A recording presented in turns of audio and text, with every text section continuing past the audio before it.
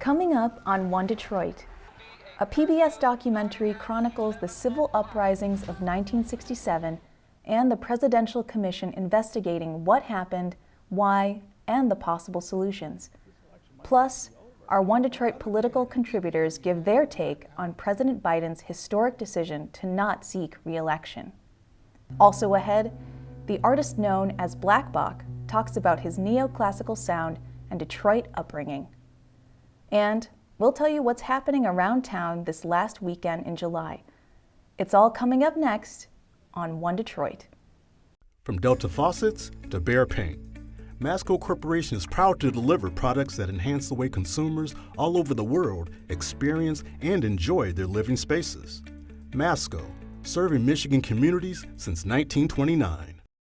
Support also provided by the Cynthia and Edsel Ford Fund for Journalism at Detroit PBS. DTE Foundation is a proud sponsor of Detroit PBS. Among the state's largest foundations committed to Michigan-focused giving, we support organizations that are doing exceptional work in our state. Learn more at dtefoundation.com. Nissan Foundation, and viewers like you.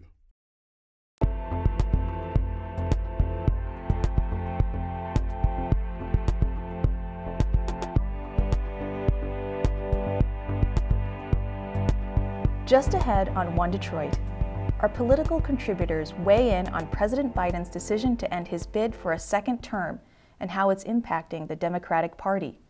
Plus, neoclassical piano prodigy BLKBOK talks about his unique style of music and growing up in Detroit's rich music environment.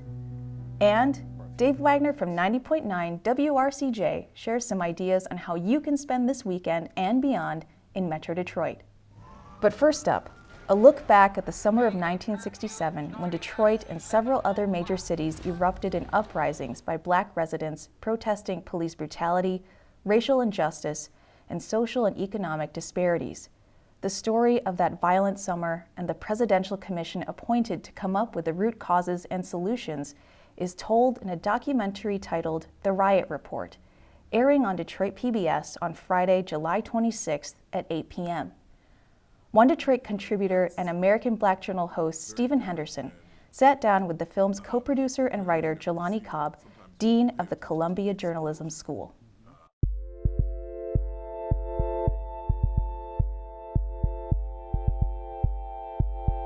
It has been 57 years since that summer of 67, which of course we know really well here in the city of Detroit, but it wasn't just Detroit.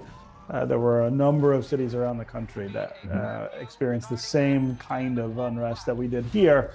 Let's start with why we look back at this now and what we hope to learn from looking back that far into the past to try to understand, I guess, where we are today. I think that's really it. When you say trying to understand where we are today, the fact of it is that when we look at the underlying conditions that were associated with the onset of these disturbances, and that's very different than everything that preceded it. Sometimes we paid attention to the explosion, but tended to overlook all the things that preceded it. So when we look at those things holistically and in context, we very often see similar circumstances. We see reasons to think about the same sorts of questions. And we have not yet arrived at a place where the kind of investigation and thoughtfulness and all the kind of inquiry that followed 1967, we've not yet reached a place where those things are no longer relevant. Yeah. The conditions that lead to it. Let's start kind of there, unpacking. Here in Detroit, the uprising, as we call it now, it really is inspired by directly by police brutality, by a disrespect, a universal disrespect for African American citizens by the police. It also gets framed, though, of course, as the result of economic conditions and the sort of overall misery that African Americans are experiencing nationwide. But talk about how that, again, is not just about Detroit, but about where we were. I mean, this is 2 years after the passing of the Voting Rights Act. This is 3 years after the passing of the Civil Rights Act. And in some ways, it should have been a more hopeful time for African Americans than at many times in American history, but it wasn't. No, because just to go back to what you mentioned, the Voting Rights Act, of 1965, Watts exploded 5 days later. The tremendous uprisings we saw were the largest in the country up to that point, just 5 days after the Voting Rights Act was signed.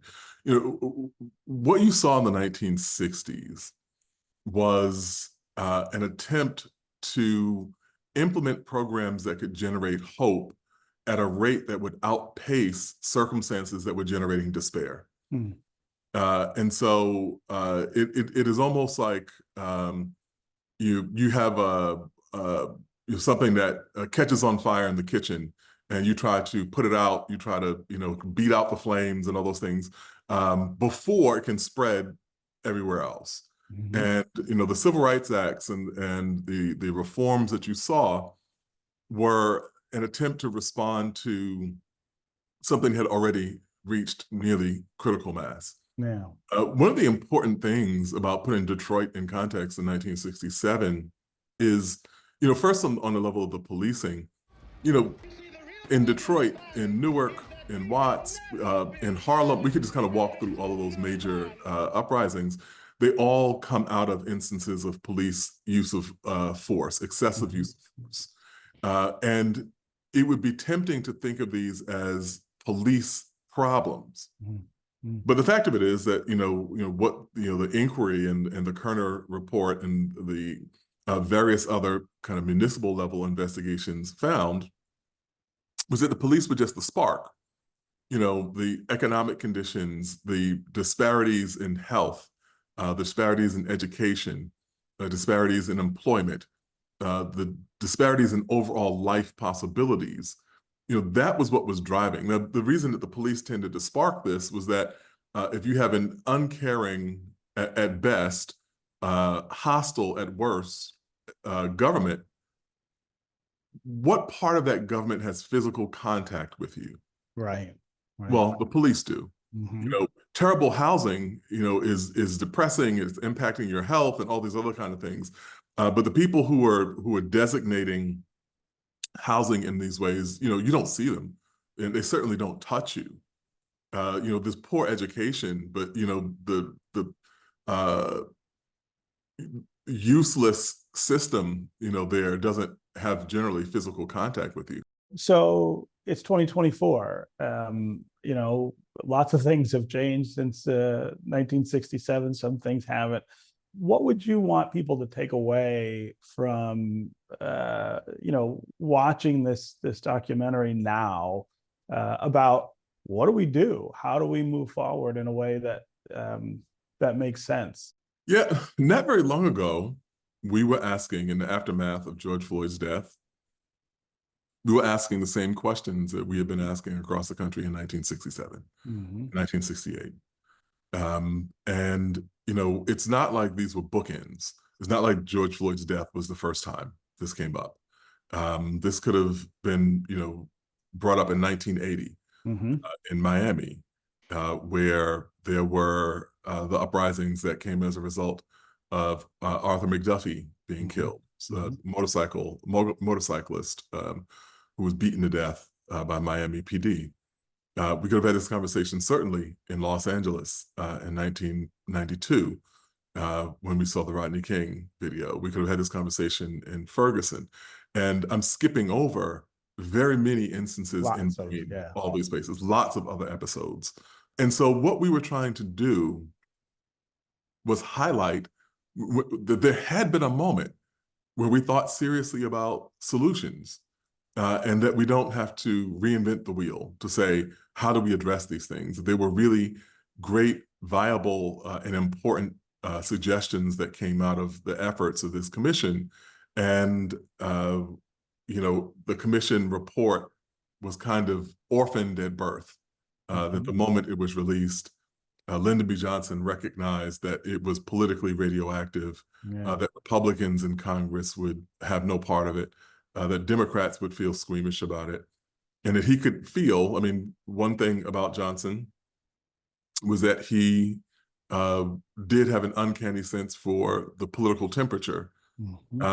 He could feel that it was getting colder, and that all the events that culminated in the election of Nixon, or could you say it was getting hotter, depending on how you think of those things, that all the things that culminated in the election of Richard Nixon in 1968 were on the table already by the time that report came out. That's when suburbs began. And you can see Stephen Henderson's full conversation with Jelani Cobb on onedetroitpbs.org. Turning now to President Joe Biden's historic decision to no longer seek re-election. The president has endorsed Vice President Kamala Harris, who is seeking the Democratic presidential nomination. One Detroit contributors Nolan Finley of the Detroit News and Stephen Henderson of American Black Journal offer their opinions on what lies ahead for the presidential race.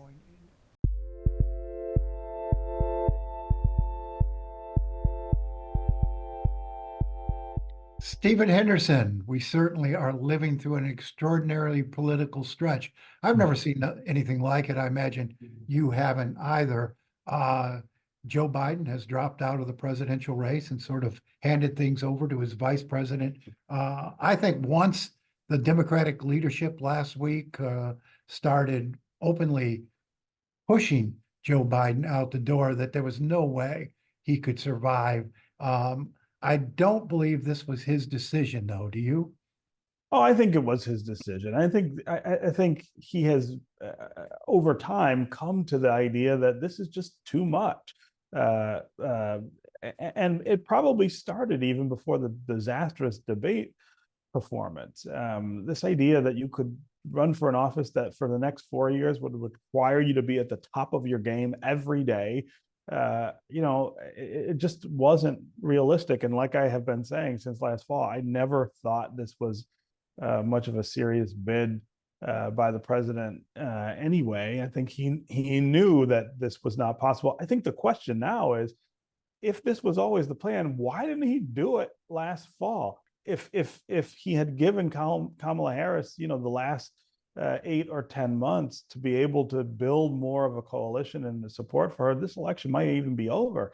Or other candidates, Steve. Had he got out in December or January, even before the primaries undergoing in earnest, I think you could have expected a number of Democratic candidates in the race and to go through that sort of test by fire that the primaries are designed to provide. And you might have had a stronger Democratic candidate or a candidate in a stronger position at this point. And, to sort of just drop Harris on the American public 3 weeks before the Democratic convention and try to switch from, the months and months of propping up Joe Biden and defending him against, all the folks who were saying, hey, something's not quite right here. Now they've got to drop that and you say, yes, we're all gung-ho about Harris. I think had they had a competitive primary process, you'd see a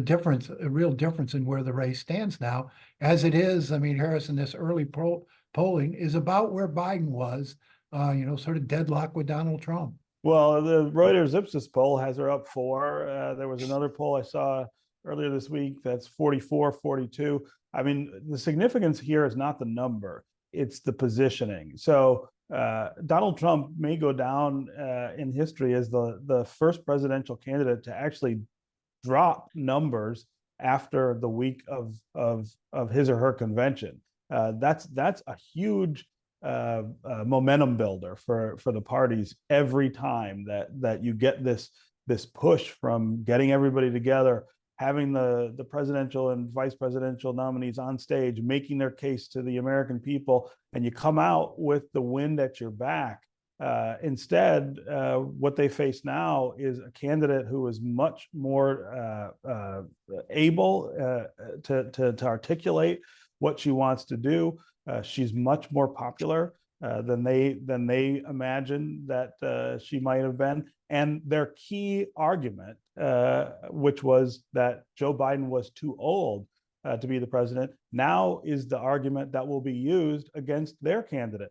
Donald Trump is in his late 70s, not the sharpest guy in the world, rambling on speeches and losing his place. That argument now turns right back on him.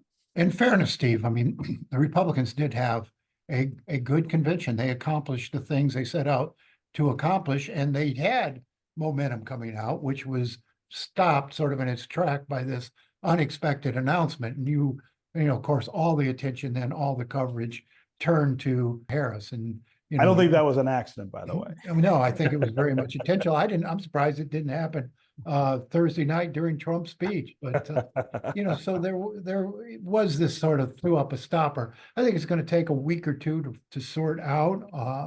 I've always been surprised by the polls in this election, even when after the debate, the gap between Trump and Biden never grew that much. I mean, so we're going to see over the next week or two how many of these voters are persuadable. Yeah. And that now that Biden's gone, do they necessarily? I mean, Harris, you know, comes with her own baggage. You know, not being Biden puts her in a good position right now, but that may not last long. So, but if you look at the things that you have as a candidate in front of you, the tools that you have to build support. One is the convention. That's still in front of her. Mhm. She'll have 4 days on national television to introduce herself in a different way, to build support. And then the vice presidential pick. That's the other big tool that you have. Trump squandered his by picking J.D. Vance, who is a more bizarre candidate than I even imagined he might be. He doesn't have a great track record to begin with. If you look at the people that they're thinking about on the Democratic side, they have a much better position, possibility to give the campaign even more momentum. If you pick a Mark Kelly, if you pick a Rory Cooper, again, that's going to send independents, and again, it's independent women who will decide this election. It will send them into the Democratic camp. You know, Donald Trump has really maxed out with his support. His numbers have not moved significantly in more than 6 months. The idea that, you know, the question becomes, what is the thing that he can still do that brings people to his side? It's not going to be, look at Kamala Harris, we don't like her. He's going to have to sell the American public on himself in some way that he hasn't. It's only going to get more interesting. We got 3 weeks or so to the Democratic convention. We'll see what happens. We will. The musician known as BLKBOK is a piano prodigy from Detroit who is capturing the nation's attention with his unique blend of classical and contemporary sounds. American Black Journal guest host Trudy Gallant-Stokes spoke with the talented musician, whose real name is Charles Wilson III, about the meaning behind his professional name and his upbringing in Detroit.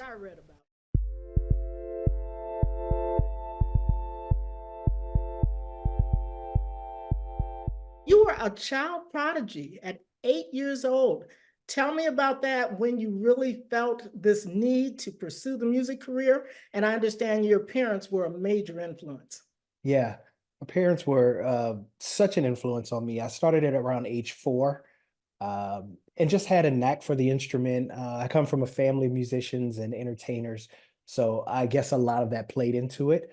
But I just kept practicing. I had a great instructor that lived in Lathrop Village, and I would go every Saturday and take lessons with him, Mr. Thomas Schwartz.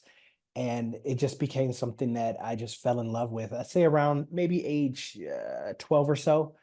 And then it just became, you know, this is what I want to do for a living. So I've been doing it ever since. So what were the kind of unique ways that I heard about that your parents used to encourage you when you were practicing and kind of feeling your way through? A lot of love, but also some intimidation. One of the rules. That's not the part I read about. A little bit of intimidation. One of the rules was if you don't practice, you don't eat in my house. So I ate a lot when I was a kid, so that means I practiced a lot. So tell me about your first piano. What was it and how did you get it? Oh, wow. The first piano. It was I don't know how my parents found it, but I think they paid about $100 for it. And it was a Grinnell Brothers, which is a company from Detroit. Absolutely. And it was huge. It was a tank. It was massive. But my dad kind of stripped it apart, some of the pieces apart, and painted it black and put it in the music room in our house. And that's how my sister and I learned off of that huge Grinnell Brothers piano. Then you moved on, and obviously growing up influenced by hip hop. So tell me about that balance, that combination between the hip hop and the classical. Well, it was really quite interesting because my friends would be, my friends, I would hang out with them all the time. So we would be listening to all kind of different music. But then there were certain points, like I said, I would have to practice. So I would have to leave and depart from that energy and go and play Bach or Beethoven. And for me, my listening was very, it was a little bit of everything, all genres. One of the things my mother used to always say, she said she would never worry about me listening to hip hop because I would listen to Ice Cube and then I would listen to Tina Turner and then I would listen to Tchaikovsky. So she never worried about what I was digesting because I was digesting all of it. The whole genre. And like you said, your name is pronounced Bach, even though you spell it B-O-K. That's right. But tell me how that is an homage. Well, it's a little bit of an homage to Johann Sebastian, who for me was one of the first major, he shaped how we do classical music. And he was very much a renegade. But my name comes from BLK being black, which is all colors combined, which is inclusive. And then BOK is from my father's wisdom, which is everything will be okay, but you got to be okay with everything. So who were your Detroit influences? Oh, well, I came up in the Detroit jazz scene. So a lot of my instructors and teachers were the masters of the time, which, Teddy Harris and Marcus Belgrave and Charles Bowles and all the guys that were the amazing jazz masters in Detroit were my instructors, and very much like other fathers or other uncles to me. So I definitely came up in a great community. There's no better place to play music than Detroit.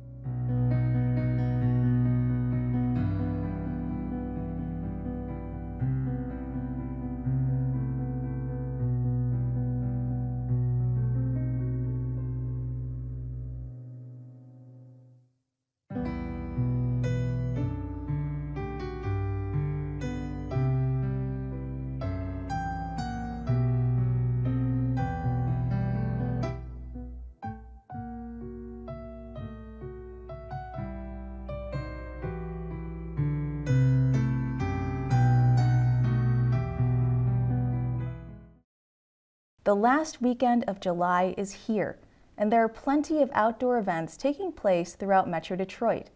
So whether you're in the mood for art, music, food, or even kayaking, you can find it as we close out the month. Here's Dave Wagner of 90.9 WRCJ with today's One Detroit Weekend. Hi, I'm Dave Wagner with 90.9 WRCJ, here with some events happening across Metro Detroit as we round out the month of July. Through July 27th is Sterling Fest in Sterling Heights, where you can enjoy carnival rides, live music, an art fair, food, kids' activities, and more. And Friday, July 26th, you can kayak with Outdoor Adventure Center educators around Belle Isle. Go to Flynn Pavilion in Belle Isle Park, where you'll get the equipment you need, receive some instruction, and then head out on the waterways, enjoying the beautiful scenery around Belle Isle. It's just $27 per person. Also, Friday and Saturday is the Summer Beer Festival at Riverside Park in Ypsilanti's historic Depot Town. Tickets start at $60 the day of the event at the door and includes 15 sampling tokens for people 21 and over. Then Saturday and Sunday is the Arab and Chaldean Festival in Hart Plaza. This two-day celebration includes live music performances, dry goods vendors, folklore dancers, a fashion show, and admission is completely free. Also, Saturday, July 27th and Sunday the 28th is the Orchard Lake Fine Art Show, highlighting a multitude of artists in West Bloomfield. And don't forget, there's always so much more to do around Metro Detroit, so stick around for a few more events and have a great weekend.